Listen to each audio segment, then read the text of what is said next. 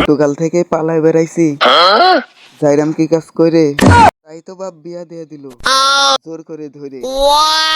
এখন বইয়ের বারুনের বাড়ি খেয়ে দিন শেষ হয়, ঝাঁটার বাড়ি খেয়ে হয় পরের দিন শুরু। আজকে আমার ভিডিওর বিষয় রমজান মাসের রোজা শুরু।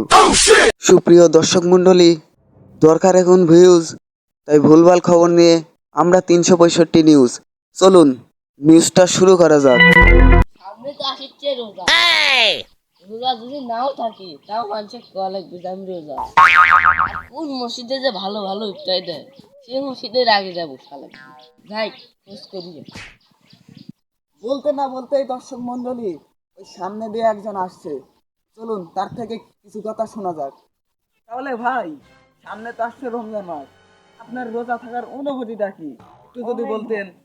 ভাই করেন না, রোজা তো থাকি না, তাও খোঁজ করা লাগবে কোন মসজিদে ভালো ইফতারি দেয় সেই মসজিদেই যাওয়া লাগবে।